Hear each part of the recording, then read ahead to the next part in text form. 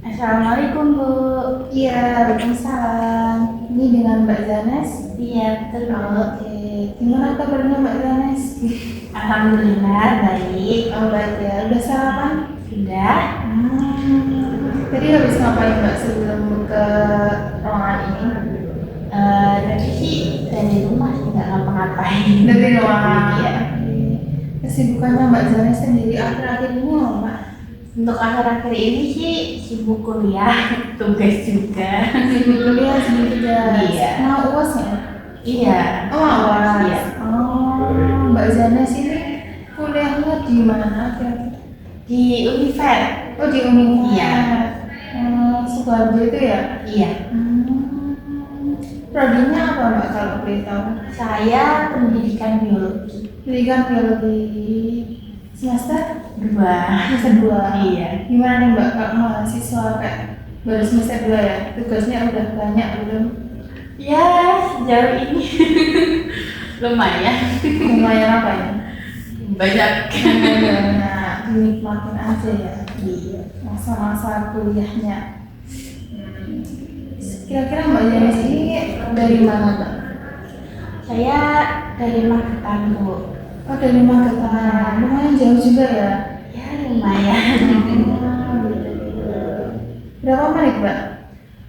Dari Magetan ke sini kurang lebih sekitar 2 jaman, tapi saya di sini ngekos. Oh, ngekos. Iya. Jangan jauh banget sih kalau kalau pulang Mbak biasanya. Kalau pulang biasanya seminggu sekali. Iya, kalau misalkan di weekend nggak ada acara atau kegiatan di kampus biasanya pulang. Oh, iya. Biasanya apa sebenarnya kalau lagi berkendara ada istilahnya nggak? Kan 2 jam ya. Iya. Apa sebenarnya lama banget kan? Ada istilahnya nggak? Karena mungkin udah terbiasa perjalanan jauh ya Bu, jadi kayak di jalan tuh nggak terasa lama gitu. Jadi ya paling kalau istirahat sih nggak pernah sih. Paling cuma beli minum atau apa. 2 jam siang. Magetan ya lebih. Iya. Ya, oke. Jadi sebenarnya Mbak Yanis sudah kenal ibu belum? Belum. Belum ya? Belum. Oke, ada pepatah tak kenal maka tak sayang. Baik, perkenalkan saya Najma Azahra ya Mbak Zanes, bisa dipanggil Ibu, bisa dipanggil Ibu Radu Manja nggak apa-apa. Oke, tadi yang dikatakan oleh Mbak Zanes mau konseling. Iya. Sebelumnya Mbak Zanes ini itu udah tahu belum konseling itu apa? Belum. Oke, baik. Jadi konseling itu gini Mbak. Konseling itu proses pemberian bantuan yang diberikan oleh konselor saya dan ke konseli yaitu Mbak Zanes untuk mengentaskan suatu masalah yang dihadapi oleh Mbak Yanes sendiri. Nah, jadi dalam sesi konseling ini nanti harapannya apa? Harapannya juga itu Mbak Yanes dalam sesi konseling ini dapat mendapatkan solusi atau langkah apa sih yang tepat buat masalahnya Mbak Yanes. Seperti itu Mbak konseling. Baik, sebelum memasuki sesi konselingnya, nah ini nanti gini Mbak. Dalam sesi konseling ini nanti ada Mbak Yanes kalau mengungkapkan masalahnya itu secara terbuka saja, tidak usah ditutup-tutupin, paham Mbak? Jadi semua masalah yang Mbak Zanes ini itu ungkapin ke ibu itu tidak usah takut untuk disebarluaskan karena ya tadi insya Allah akan dijaga kerahasiaannya oleh kita. Jadi di sini kan hanya ada Mbak Yanes sama ibu aja. Jadi insya Allah masalah apapun yang diungkapkan atau disampaikan Mbak Yanes itu akan dijaga kerahasiaannya seperti itu. Sebelumnya untuk kontrak waktu nih Mbak, kontrak waktu kan biasanya konseling itu ada kontraknya, kesepakatan waktu gitu. Ya. kesepakatan waktunya 1 kali 45 menit, apakah sudah cukup? Cukup Bu. Oke, sudah cukup ya. Baik-baik. Jadi apakah Mbak Janes sudah siap? Insya Allah siap. Oke, sudah siap ya. Oke, jadi gimana nih Janes? Kok tiba-tiba kesini? Boleh diungkapin masalahnya apa yang dihadapi sekarang ini? Boleh diceritakan? Baik, jadi gini Bu, saya kan dari Magetan. Nah, teman-teman juga kan banyak nih yang juga asalnya dari luar daerah. Iya. Nah, salah satunya juga saya gitu. Nah, salah satu kesulitan saya di kampus itu adalah menyesuaikan cara bicaranya. Nah, di daerah saya kan memang logatnya kan memang sedikit agak keras ya Bu. Jadi mungkin terkadang itu menimbulkan kesalahpahaman seperti itu. Baik, jadi apa ya, kayak logatnya kan beda-beda ya sama Iya. teman-teman. Terus pas kayak diskusi kamu itu kan juga kayak ya beda-beda lah sama teman dari Janes sendiri juga beda. Ketika apa ya menimbulkan kesalahpahaman itu, ketika itu Mbak Janes itu gimana? Kayak dengar omongan itu? Ya pertama kali ya pas ketika saya mendengar teman-teman bilang seperti itu ya jujur saya merasa nggak enak kan Bu, karena memang teman-teman kan juga bilang kok katanya saya ketika ngomong terlihat seperti marah atau emosi. Nah padahal kan saya nggak lagi marah, nggak lagi emosi gitu. Nah makanya mungkin beberapa teman kadang ya ada salah paham ya di situ. Nah, terus kan Mbak Janes kan kayak udah dibilangin sama temennya ya, kayak kalau mau ngomong itu kayak keras banget, kayak marah. Padahal kan Mbak Janes kan juga nggak marah kan. Nah, itu yang terjadi pada Mbak Janes itu apa? Misal apa? Kayak diam, terus takut untuk bicara lagi sama teman gitu. Ya setelah teman-teman juga banyak bilang kayak gitu, ya yang saya lakuin sih lebih mengurangi ngomong saya ya bicara saya. Soalnya kan juga takutnya nanti di situ ada salah ngomong lagi, terus juga mungkin di situasi-situasi tertentu mungkin kayak diskusi kelompok atau yang lainnya juga saya lebih banyak diam gitu. Karena ya takutnya nanti mungkin salah bicara akhirnya nanti bisa menimbulkan kesalahpahaman gitu. Jadi apa ya, lebih banyak diam dan takut ngobrol lagi sama teman-temannya gitu ya. Gitu. Jadi apakah keadaannya yang Mbak Janes itu diam itu mempengaruhi dengan hubungan ataupun komunikasi dengan teman-temannya Mbak Janes? Iya Bu, mempengaruhi karena saya lebih banyak diem di situ kan jadinya saya kurang deket ya sama teman-teman. Yeah. Akhirnya di situ ketika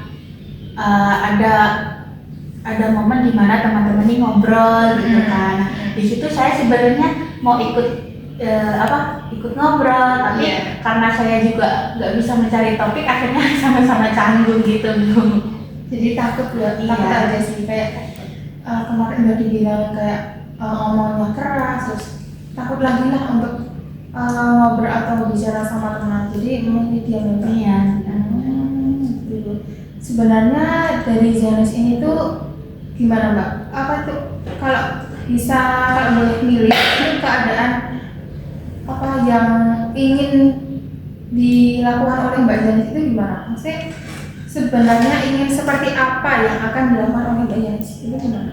Ya mungkin yang saya pengen sih cuman pengen ngasih tahu teman-teman kalau biar teman-teman tuh bisa paham dan mungkin bisa sedikit memaklumi ya karena mungkin saya juga berasal dari daerah lain dan mungkin logatnya juga berbeda, jadi biar teman-teman tuh tahu kalau saya ngomong tuh tadi saya lagi nggak marah atau lagi nggak emosi seperti itu. Jadi kayak pengen menjelaskan aja kalau sebenarnya aku itu ngomong itu ya emang gini, logatnya kan gini, logatnya dari sana itu udah keras, jadi bukan marah sama kalian gitu ya, kayak pengen menjelaskan tapi Mbak Janes belum tahu gimana caranya. Iya benar. Oke, jadi tujuannya ini tuh bukan mengubah diri dari Mbak Zanes, tapi pengen menyampaikan atau menjelaskan perasaan atau yang sedang dialami Mbak Yani sendiri, seperti itu. Betul, Bu. Oke, tadi ya sudah diceritakan sedikit masalahnya Mbak dari Zanes. Nah, tujuannya Zanes ini itu bukan untuk mengubah diri ya, tapi gimana cara menyampaikan biar lebih baik ataupun lebih jelas agar tidak terjadi kesalahpahaman gaya logat bicaranya Zanes, seperti itu. Iya, Bu, seperti itu. Oke, jadi di sini Ibu sudah nangkap, sudah melihat masalah yang terjadi dari Zanes. Di sini itu bukan karena ada niat buruk dari Zanes ketika berbicara ya. Tapi yang terjadi dalam permasalahan ini tuh adanya perbedaan komunikasi, adanya perbedaan gaya bicara kan dari daerah asalnya Zanes sendiri dan juga daerah sini kan juga udah beda ya kan, dari Magetan sampai sini kan juga udah beda. Terus sebenarnya itu adalah hal yang wajar ya Zanes. Karena apa? Karena di daerah asalnya masing-masing kalau berkomunikasi itu kan juga berbeda-beda atau masing-masing ya. Ada yang intonasinya itu tegas, ada yang kasar, ada yang pelan-pelan, lembut kalau menyampaikan. Nah, itu juga berbeda-beda. Itu hal yang wajar jangan, itu adalah hal yang wajar. Tapi di sisi lain adalah ketika ada perbedaan persepsi kepada orang lain. Nah, ini tuh kita harus mencari cara biar tidak terjadinya persepsi orang lain itu. Kita butuh yang namanya cara komunikasi yang disebut dengan perilaku asertif. Udah tahu belum perilaku asertif itu gimana? Belum, Bu. Belum tahu perilaku asertif itu seperti apa. Oke, jadi perilaku asertif ini itu cara bicara atau cara komunikasi ataupun cara menyampaikan dengan jujur, dengan terbuka dan juga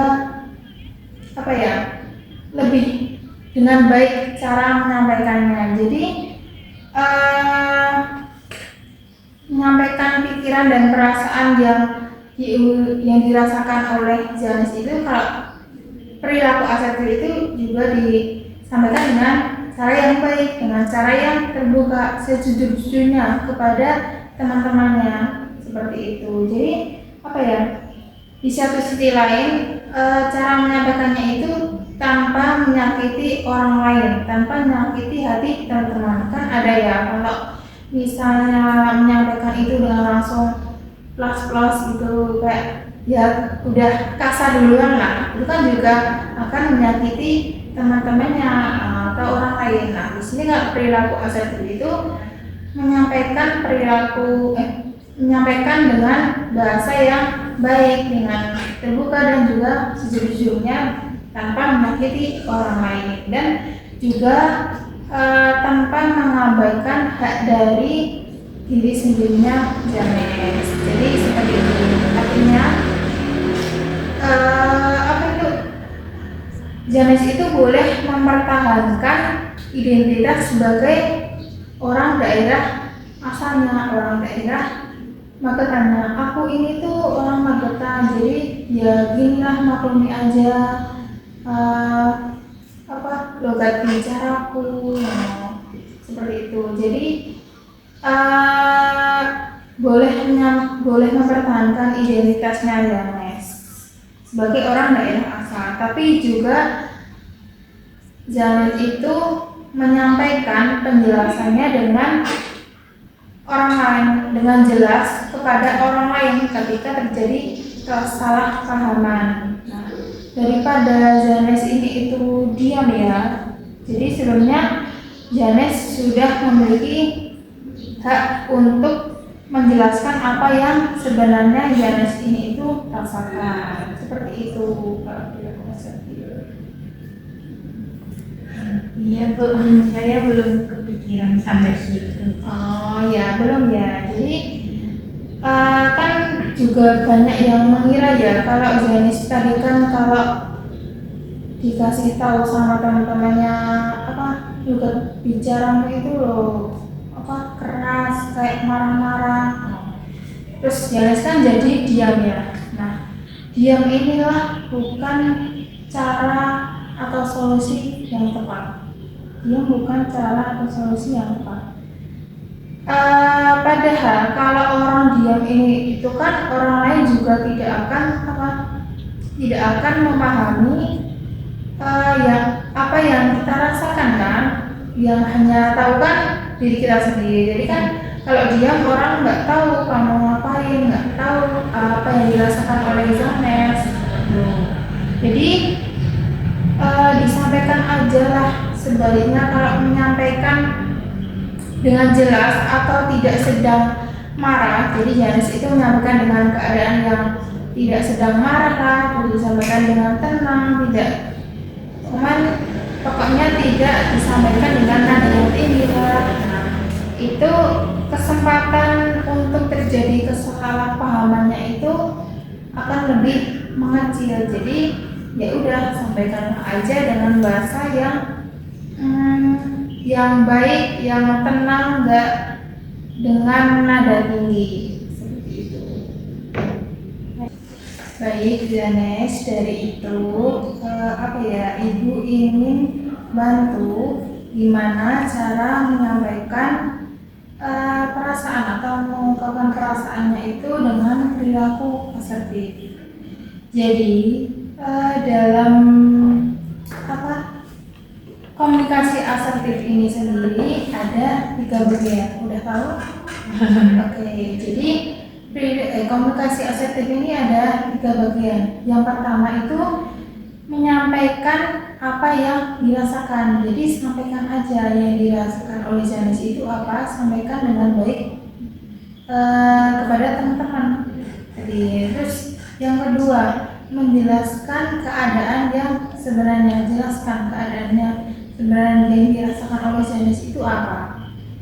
Tadi yang ketiga ada menyampaikan harapan. Nah, harapan yang ingin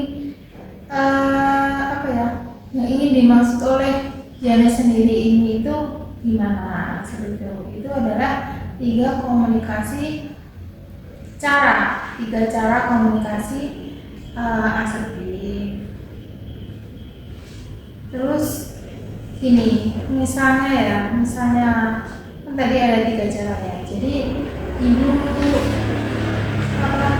bantu susun kalimatnya ke teman-temannya untuk disampaikan. Misalnya kayak saya ini tuh merasa kurang nyaman ketika dianggap sedang marah.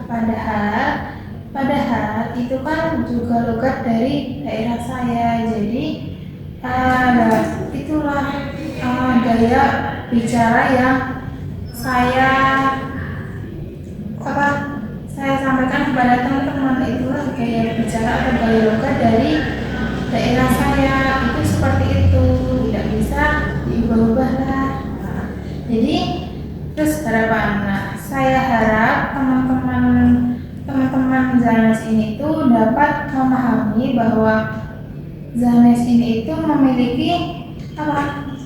tidak memiliki maksud atau tujuan untuk marah kepada teman-teman. Nah, seperti itulah contoh kalimat yang ini disampaikan oleh Janes. Bagaimana Janes setelah mendengar kalimat seperti itu? Kalimatnya jelas kok Bu. Terus juga pesannya juga nggak menyalahkan siapapun. Iya kan. Jadi dalam komunikasi asertif ini tuh ya memang itu disampaikannya itu tidak menyerang orang lain dan juga tidak memendam perasaannya diri sendiri. Nah, kalau menurut Janet sendiri, bagaimana kalimat yang akan disampaikan oleh teman-temannya Janet sendiri itu gimana?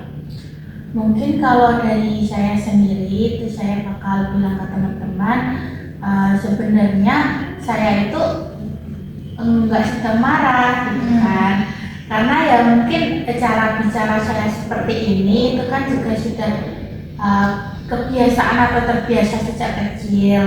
Jadi ya mungkin ketika di situ kok terdengar keras bagi teman-teman, ya saya minta maaf gitu kan. Terus juga semoga juga teman-teman bisa memaklumi dan juga kedepannya tidak menimbulkan kesalahpahaman lagi.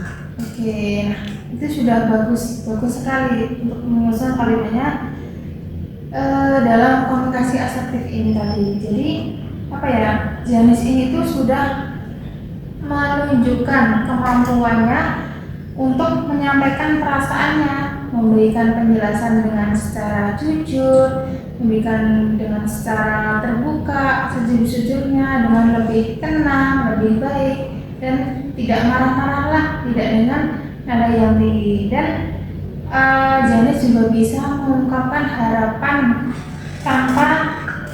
tanpa menyalahkan siapapun, tanpa menyalahkan teman-teman ataupun orang lain. Nah, bagaimana perasaan ini tuh setelah berhasil itu gimana? Ya jujur lega banget ya Bu. Ternyata saya juga bisa menyampaikan nih apa pendapat saya ke teman-teman gitu. Tidak dipendam sendiri. Oke, jadi benar. Itulah inti dari perilaku asertif tadi, Janis. Inti dari perilaku asertif. Kita kita tetap kok menghargai orang lain, tapi kita juga harus menghargai diri sendiri, harus tidak memendam perasaan diri sendiri. Kita juga perlu dihargai ya diri sendiri. Jadi dengan menyampaikan apa yang sebenarnya terjadi, apa yang sebenarnya dirasakan oleh Janis itu juga sudah termasuk perilaku asertif tadi. Jadi dengan teman-teman sampaikan aja dengan kata-kata yang baik, kata-kata yang jujur-jujurnya kepada teman-teman. Nah, jadi teman-teman kan juga harusnya kan juga memaklumi karena perbedaan logat tadi. Iya Bu, betul sekali. Oke, nah dari tadi udah cukup Mbak Janes tahu ya kalau perilaku atau komunikasi secara asertif itu gimana. Dari sini itu kita jadi belajar banyak hal, Mbak. Belajar salah satunya menyampaikan perasaannya itu dengan lebih jelas, menyampaikan perasaan lebih jelas dan menjelaskannya itu secara jujur dan juga terbuka itu gimana. Terus maksud pembicaraannya secara terbuka itu gimana sih cara menyampaikannya itu. Nah, itu kan jadi kayak udah tahu ya. Jadi Mbak Janis itu udah belajar dari sini itu komunikasi yang asertif itu gimana. Sudah tahu sekarang.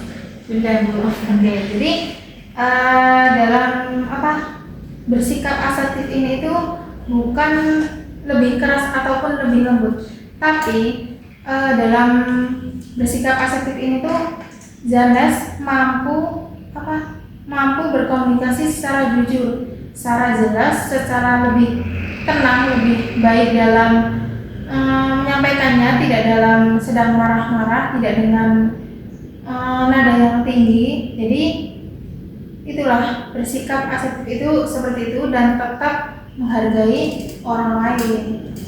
Seperti itu Janes. Iya Bu. Saya juga jadi sadar ternyata gimana? Ternyata ya saya nih bisa ya menyampaikan pendapat saya gitu kan tanpa rasa takut dan juga bisa dengan terbuka gitu. Oke, baik. Harus dicoba sih Mbak. Gimana? Kira-kira nih udah panjang lebar kira-kira langkah apa yang akan dilakukan oleh Mbak Zanes dalam minggu-minggu ini? Gimana? Ya mungkin lebih nanti nggak banyak diem lagi, Iya. terus bisa join, bisa ikut ngobrol sama teman-teman, terus juga Udah. Oke, jadi apa ya, lebih bisa ya itulah intinya menyampaikan kalau ya emang gini gaya atau logat bahasa dari aku, dari daerah asalku emang gini. Kalau misal terdengar marah-marah, aku nggak marah-marah kok, ya emang gini logat saya, seperti itu. Mungkin seperti itu ya. Oke, nah itu cukup langkah yang bagus Mbak. Langkah yang bagus harus dicoba untuk minggu-minggu ini. Nah, tidak usah meragukan perubahannya Mbak. Perubahan yang kecil ini tuh juga termasuk perubahan yang yang lebih maju. Yang penting kan juga ada perubahan seperti itu. Begitu Mbak, mungkin ini kan udah waktunya udah panjang lebar ya dari tadi ya. Udah jamnya udah 45 menit. Kira-kira yang perlu disampaikan lagi dari Mbak Janis ini apa? Apakah ada yang perlu disampaikan lagi oleh Ibu? Insya Allah cukup. Oke, cukup aja. Ya, ya terima kasih juga buat Ibu dari cerita-cerita hari ini, terus juga sharing-sharing ke Ibu ini juga membuat saya sedikit lebih tenang, lega, terus juga ya jadi nggak kepikiran lagi. Oke, baik. Terima kasih juga kepada Zanes ya sudah mau datang ke Ibu, sudah mau terbuka untuk ceritalah atau sharing-sharing dalam sesi konseling kali ini, sudah mau terbuka, jujur, dan apa ya? Yang paling penting Zanes sudah mau percaya pada Ibu untuk melakukan sesi konseling kali ini. Seperti itu. Nah, saya harap juga dari Zanes semoga Zanes kedepannya ini itu lebih baik kedepannya, lebih bisa menyampaikan secara asertif tadi, komunikasi secara asertif tadi. Zanes tetap menghargai dirinya sendiri dan juga tetap menghargai orang lain, tapi dengan disampaikan dengan penjelasan yang jelas, dengan penjelasan yang lebih baik, seperti itu. Nah, mungkin itu aja dari Ibu. Kalau kira-kira dari Zanes mungkin udah menemukan solusi ya? Insya Allah sudah menemukan solusi? Sudah. Oke, baik. Saya harap juga solusi-solusi ataupun langkah-langkah yang tadi disampaikan atau dibicarakan oleh Ibu maupun Zanes ini semoga bermanfaat untuk di kehidupannya Zanes, atau bisa dicoba di minggu ini disampaikan kepada teman-temannya biar tidak ada kesalahpahaman yang lebih besar lagi. Oke, jadi sudah cukup mungkin. Oke, baik, terima kasih ya Mbak Zanes untuk waktunya, sudah meluangkan waktunya, terima kasih. Semisal kalau dari Zanes ini sendiri mau sharing-sharing lagi atau mau konseling lagi kepada Ibu, boleh nanti bisa dihubungi lagi. Jadi semisal kita minggu depan ada pertemuan lagi untuk melihat perkembangannya dari Zanes sendiri, itu kira-kira Zanes sendiri bisanya kapan kalau minggu depan? Minggu depan mungkin sekitar hari weekend, mungkin Jumat, Sabtu, atau Minggu. Boleh. Di mana? Di sini ya? Iya, boleh. Oke, kira-kira jam berapa? Kayaknya lebih enak pagi nggak sih Bu? Ya, boleh. Nah, insya Allah kita ketemu minggu depan lagi ya Zanes, untuk melihat perkembangan dari Zanes sendiri itu atau perubahan dari Zanes itu gimana. Nah, mungkin itu aja dari saya. Terima kasih sekali lagi dari Zanes. Kalau mau melanjutkan kegiatannya yang lain boleh dipersilakan. Terima kasih ya Ibu. Iya, sama-sama. Assalamualaikum. Ya, Waalaikumsalam.